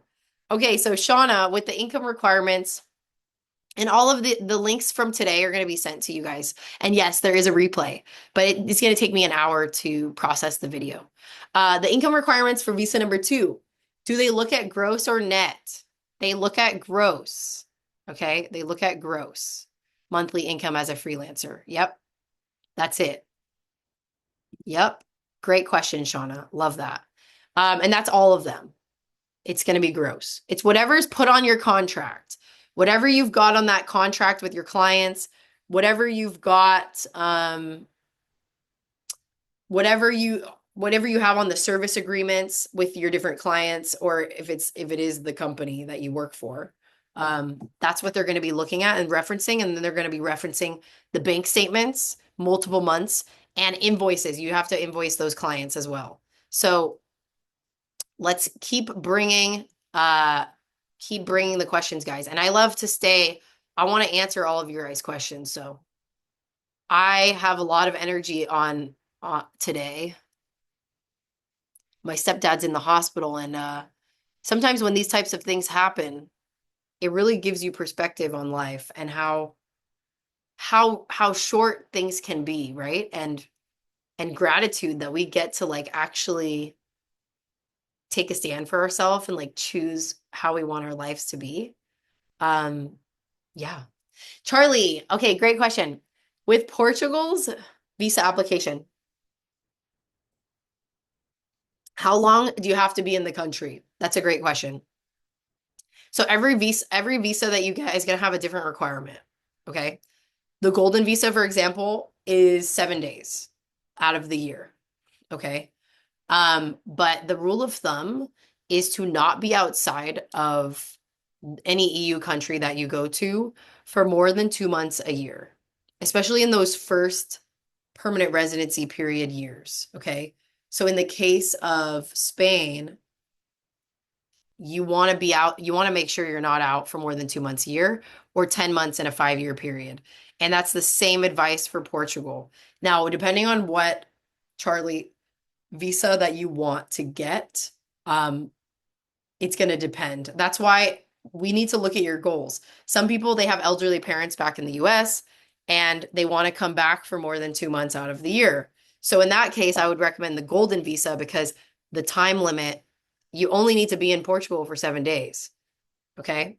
So yeah, we need to know which visa you want to go for. Christine, you're a Cuban American with Spanish descent. Love it. I've been to Cuba. I went in 2018. Wow. I love the people in Cuba. It was probably one of the coolest trips I ever did. Sending you a big hug. Want to take advantage of the Spanish citizenship by descent. The deadline expires October. Correct. Is it too late for me to start the process now? Look, nothing is too late, but you are cutting it a little close. Why? I have partners on the ground in Cuba. I'm helping a lot of people right now get the citizenship by descent for Spain from them being Cuban. Okay. The thing about Cuba is like, unless you want to go there, you have to like physically go to the ministry to get some of these documents. And then MINREX is like the certification body in Cuba that like certifies these documents. So if you don't have the birth certificate, you need somebody on the ground to go to the ministry to get and pull these documents. Okay. So, and then I have other companies that can do the MINREX for you remote. So, I think that you should go for it. And I think that for summer, and you guys know that Cuba has like serious issues with electricity. Sometimes they have power outages for like 2 days. So that's also what some of my clients have been experiencing, but we've been able to get the birth certificates. But we had to also deal with like power outages and like crazy stuff like that. So what I would recommend is like you go for it. And like for some reason, if you didn't meet the deadline because of things out of your control, such as the bureaucracy in Cuba, don't worry, you can go another route. Maybe you can if you have a Cuban passport, you can do the fast track to citizenship in 2 years in Spain, and you can always do another visa. You can always move abroad with a visa. So if the citizenship by descent doesn't work for you, I say we go hard and we try to do it. And what's kind of nice is like if you start the 6-month coaching now, we can work on that. And then we we try our hardest to get the documents you need and get the MINREX on there so that you can submit to the consulate in the US. And then if for some whatever reason something doesn't work out because you are on a like under the gun right now, we can go for a visa and you still will have 4 months of the coaching so that we can pivot and we can go to a visa. Okay? Awesome. Rick, before the interview for the D7, many requirements have to be accomplished. Correct. Housing, euros in the bank for a couple, NIF, medical insurance. Yep, you don't have to go to Portugal, guys. You don't have to go to these countries to apply for passive income visas. Correct. So, Rick, there's a company I'm partnered with that allows you to get the NIF and the bank account. It's all remote. Okay. And then you have a login and you have to upload different documents. They ask for different things. Um, but yeah, it's all done remote. So you can deposit that 15,000 into that bank account. The housing, you can also get a 12-month lease for being remote. Not sure where exactly you want to move to, but I have a really great resource that I share as well in the academy. It's called Algarve Long Lets. That's the real estate company. You can get a long lease for 12 months through that website. So everything can be done remote. Yes. Okay. Awesome. I see some of you are joining. Congrats. And yes, please, once you sign up, complete the student agreement for confidentiality and then hit reply and telling me if you want to start the coaching now or if you want to put it on layaway. Awesome. All right, iPhone. I don't know what your name is, but if you want to change your you can rename yourself. I'm gonna get through all your guys' questions. I hope you know. Okay. If a spouse gets approved for a visa, does the other spouse have to get one? Yes. Everybody from the family unit needs the visa. Okay. And it depends on the consulate, but they have to do an application too. No, one approval for one spouse is not enough for both to move abroad. They both have to be approved, but you can apply together. Now, it gets tricky though when you're requesting appointments. You need to try to request appointment. You can't just do one appointment because you guys are two people, two different people in the system. You have to request two separate appointments. Try to get them at the same time. Some couples are not able to get them even the same day. Some have to do 3 weeks difference. So there's some hiccups that do come up with scheduling appointments. There's nothing you can do to get around that, just being on top of it. And we can try to get you the best appointment possible. But yes, you have to provide your own documents. You can share, if you guys have your same name on the bank accounts, perfect. But we still need to have the printouts for both of you. So we'll work on that. I don't know what your name is, but it says iPhone. I hope that helped. Okay. Awesome. All right, Aaron. Hey, Aaron. Do I help with finding elementary schools for kids? Absolutely. Yes. This is a part of the coaching. So literally everything under the sun that has to get done. If you need introductions, if you need, we need to figure out what school they're going to go to. What a lot of people do if they don't speak Spanish or they don't speak the local language is typically the first year, what I have a lot of people do is enroll your kids in the international school. It's anywhere from 5 to 10,000 for the year. I know it might be, it is what it is, but I would recommend that if you have the finances, just because they can really get a grip on the language. And then after year one, you can put them into the public schools, which is, obviously paid for through taxes and it's free. But that's typically what I recommend. Or you can do like a bilingual school or some sort of like Montessori type school. So there's a lot of different options. Okay, hope that helped Aaron and Sandra. Gina, do you need to go to a Spanish consulate in the US? Or can you go to Spain first as visitor and then apply for a visa at the consulate once you get there? Great question. It depends on the country and the visa. So for example, Greece, you can apply inside of Greece for the digital nomad visa. In Spain, you can apply in Spain only for a student visa if it is a superior level course or program, which is bachelor's, master's, or doctorate. Or you can apply in Spain for the digital nomad visa and they tell you if you're approved within 20 days. All of the rest, you have to apply in country. Portugal, you cannot apply for any of those in country in Portugal. You need to apply for most of these visas in the US.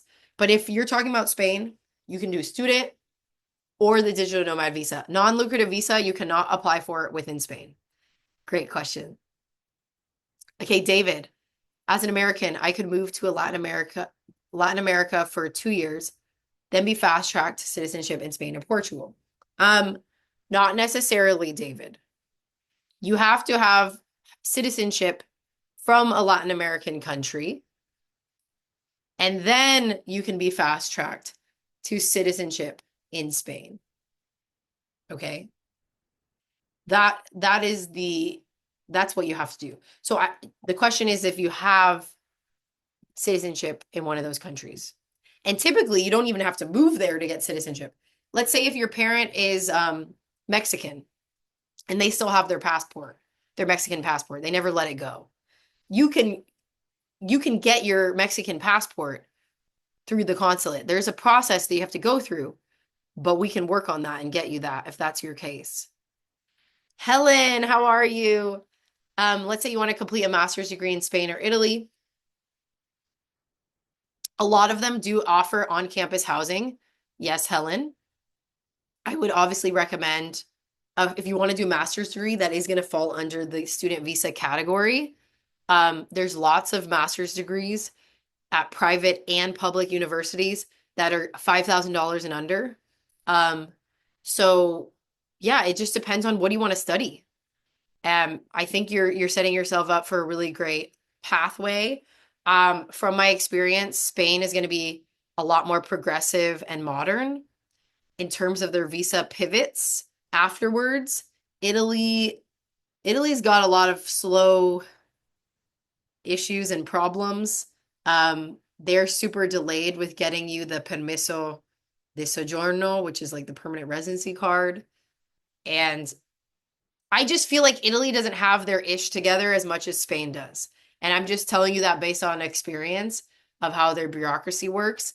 The elective residency visa is different, but for students, I find that people have a harder time pivoting to like work visas because Italy doesn't have, people are leaving Italy. Like they have deficit of workers right now. So like they actually are hiring a lot of highly skilled tech people right now, or people in very specialized fields like nursing. But Spain on the whole has better pivots after student visas. Day, great question. Excuse me. Let me have a sip of this water here. I think my voice is going to be gone after this, just for like a day. Do you renounce I'm going to drop the link again because people are asking and I'll have to scroll up. Okay. Okay, I put the link, guys, 24 hours. It's going to be open to get into the academy. Let me scroll back up. 1 second. Okay.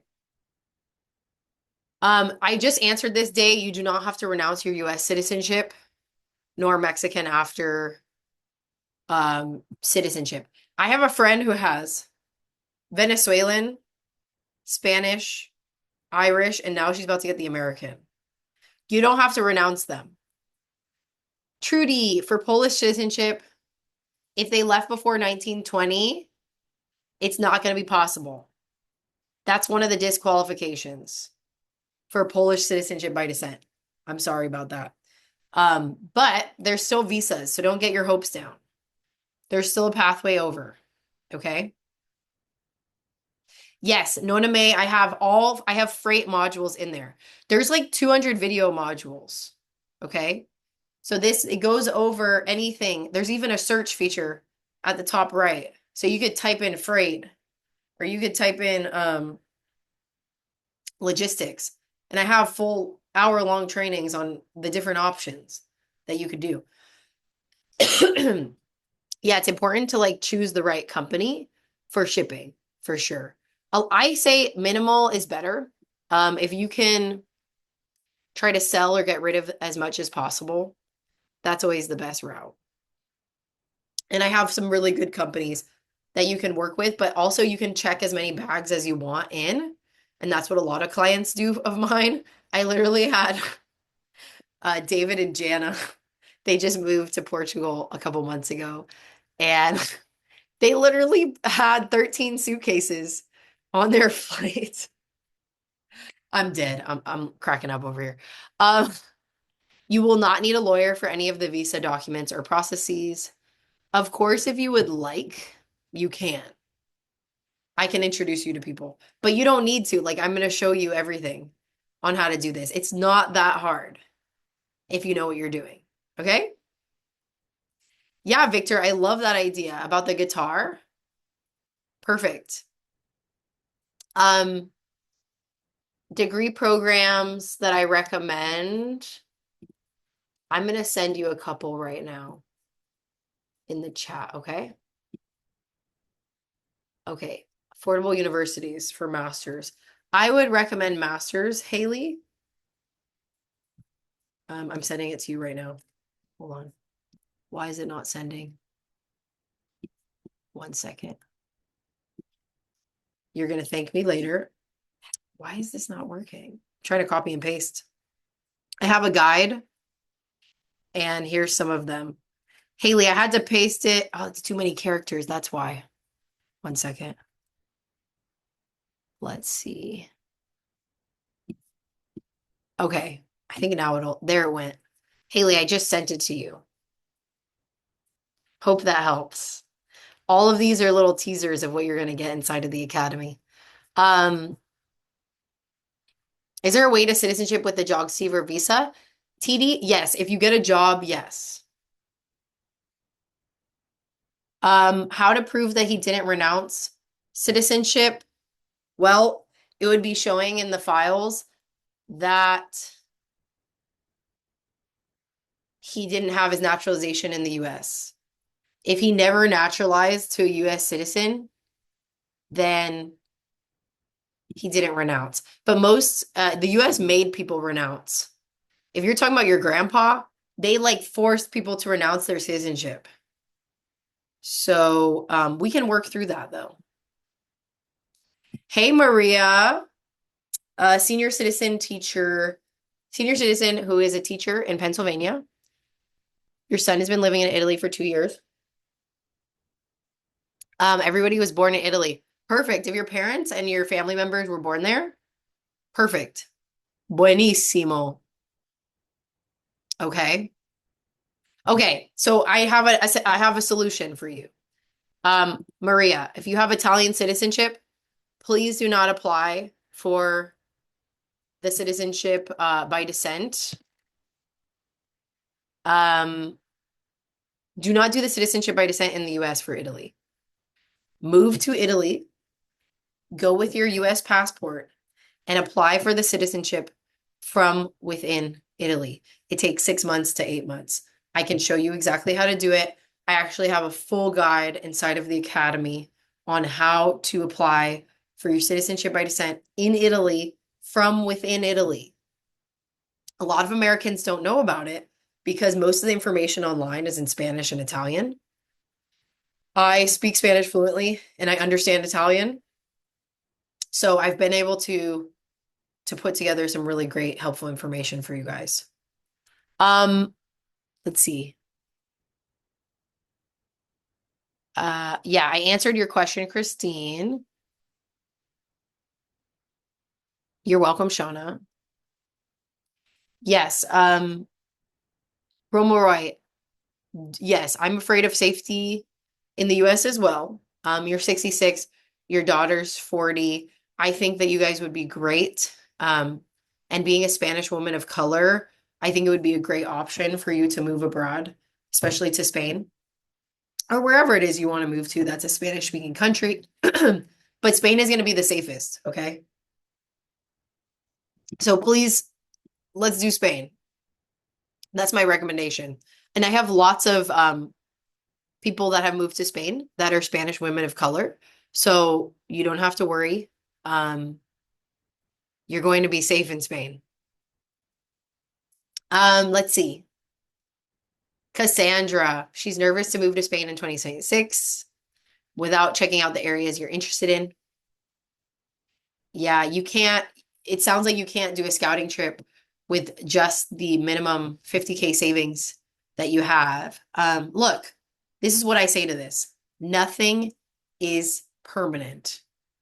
The place that you choose to land in Spain, we're going to do the best research for you possible to choose a place based on your values. And I literally have modules in there, and we're going to be working one-on-one so that we make sure that you're landing in a place that resonates with you. After year one, you can always move to a different city. But I promise, I mean, I can't promise. I think you're going to be pretty happy with majority of cities in Spain. They are pretty top notch. You can't go wrong unless you chose like a place literally in the middle of nowhere. Any major Spanish city, you're going to be fine. So for this first year without the scouting trip, you're going to be okay not doing one. And let's just work on finding you the best place. And then we can reevaluate after year one. If you can always change, you can always move to a new place. Yeah, Megan, you can show tax returns, but the main requirements are for income is they want to see bank statements. Okay. So you will need to show those bank statements. Norway. Yeah, Tammy, I can help you navigate the other countries that are not listed as supportive countries. I'm always growing the academy as well as the countries that I support. The only reason why I don't have Norway in there is because they don't have very good visas for Americans and English speakers. All the countries I have listed and what we've talked about have very easy pathways in. Okay. And Norway, due to the costs, as well as the visas they have, wouldn't be my recommended choices. But you can do a student visa or get sponsored to work in Norway. It's gross income, Trudy. Yeah. So whatever you are, but the other thing is it's going to be on your Social Security benefits letter, okay, for that Social Security. That's what you're going to print out. I show you exactly how to print that out for the consulates. Normally, if it shows your deductions, they would take after the deduction for that pension. If that's the document you're showing, they're going to see those deductions on there. They're probably going to take after those deductions from the pension. But the Social Security shows you can do combined. So that's what my recommendation. You want to give as much of your financials as you can for these appointments. So we're not going to just use your pension. We can also use the Social Security. Meme. So I am not a tax expert. I do have partners on the ground in these countries that I can refer you to. And the reason why I don't do specific like tax laws in each country is because I'm not a tax lawyer and I'm not a tax expert. And I don't want you guys to think I am. And that is, it's a very sensitive topic and everybody's got their own situation. So what I always recommend for tax is get your US expat tax person that is very accustomed to moving abroad and the different loopholes and the different ways and the different forms. They need to know about that. And then you're going to need somebody on the ground in the country that you are moving to, which I have all those people already for you that you can set up calls with. Okay. I do have for Spain and Portugal some tax guidance, but again, I'm not a tax lawyer, so I can't give you tax advice myself. Give me 1 second, guys. I need to drink some of this water.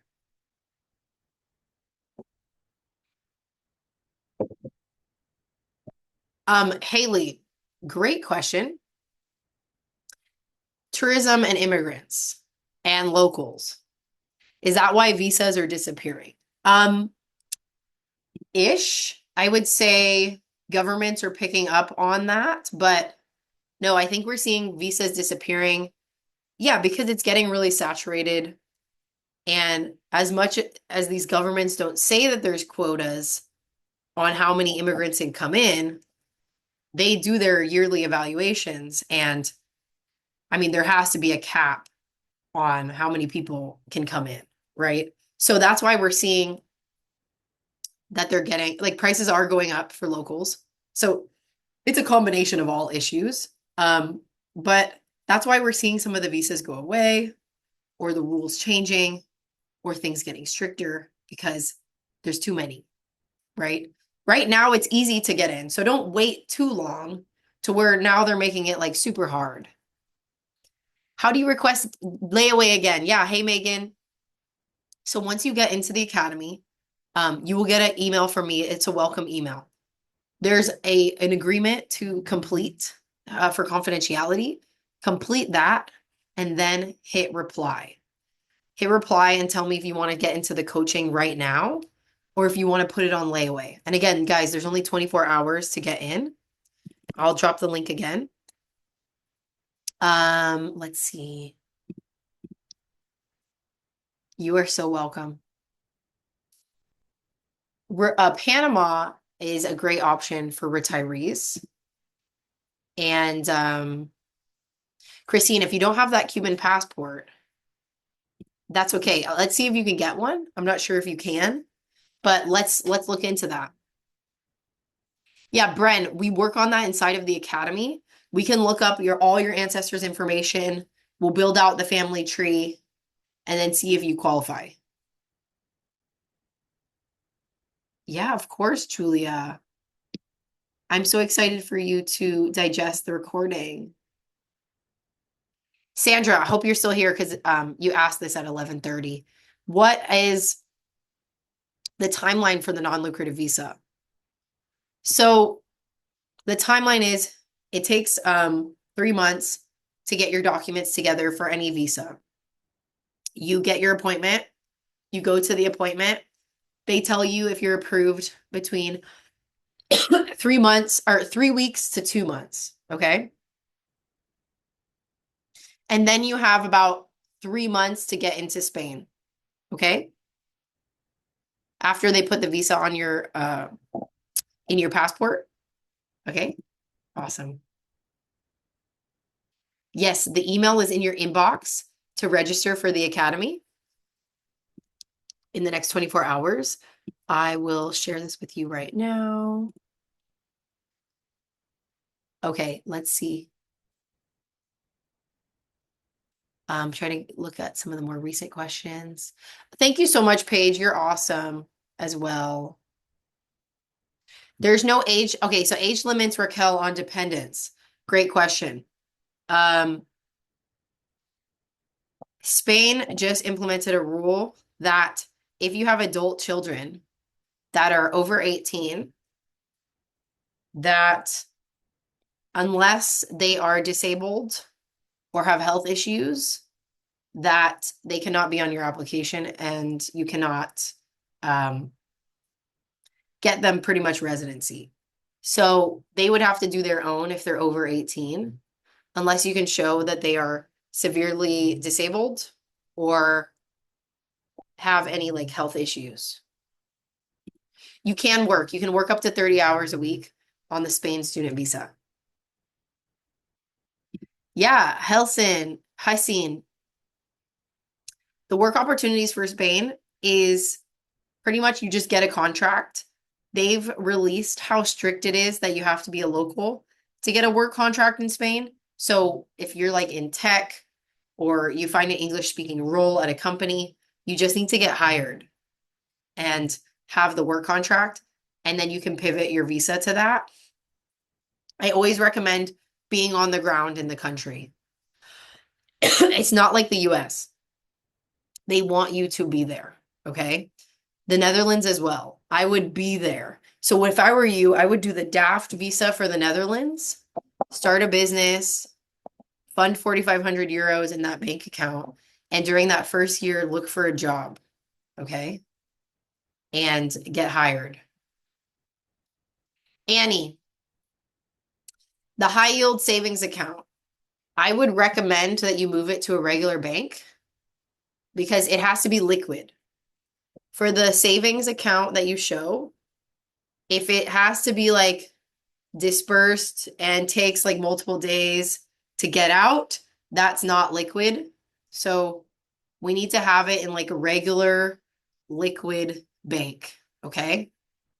So just for the purpose of the 3-month window that you need for the non-lucrative, I would recommend that you take it out and put it into a savings.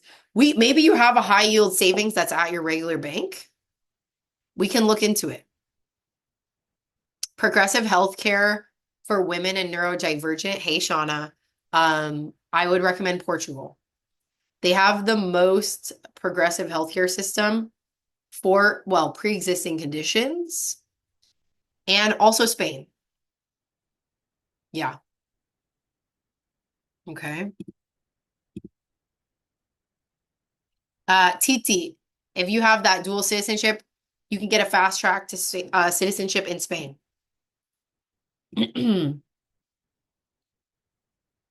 Ancestry in Costa Rica. Perfect. I would work on getting your Costa Rican passport so that you can live freely in Costa Rica without having to do any visas. If you also get your Costa Rican passport, then you have also Kadim, the fast track to citizenship in Spain. I love Bilbao, Trudy. I lived in Bilbao for the first 6 months. I didn't speak fluent Spanish, and I became fluent after 6 months. They speak Spanish in Bilbao, so don't worry. The north of Spain, they speak Basque as well, but you'd be surprised. They mostly speak Spanish. 401k, Debbie, would not be able to be counted because it's not liquid, but you can pull on the 401k and put it into regular bank accounts for proof. Viva España, Ani. But you can still print out your 401ks to show them how much money you have as like supplemental financial proof. But for the actual visa, it's better to take it out and make it liquid. Okay. Okay, Sandra, France or Italy, late 2026 or early 2027? Let's see. Yeah, I mean, typically you can do one membership if you are like living in the same household. But because you guys are like different people and you're not going to be applying together, Sandra, I recommend that you guys both have different academy logins and different memberships because I can't help two people in one. If it was the same application, it's a different story. Like if you're a family, like, yeah, you can sign up for the academy, just one of you. Okay. But the problem is you guys are gonna have two different applications. So I would have to review both of them. And she's got a whole set of bank account statements. Everything's different for her. And also she's not retired. Well, you're self-employed, but it's a lot easier for you because you're retired, technically in their eyes, because you're over 65. Yeah, Rhonda, I have lots of info about the LA consulate. Depends on what visa we're talking about. All of this we're going to work on in the academy, okay? Okay, guys. I'm going to stop the recording just for those that are watching the replay. What I'm going to do, though, is I'm going to come back. I need to take a 5-minute break. I'm here for you guys. You see, there's 100 of you still on the call. Give me a 2-minute break. I need to go to the ladies' room. And then I'm going to keep answering your questions. Okay, I'm going to stop the recording.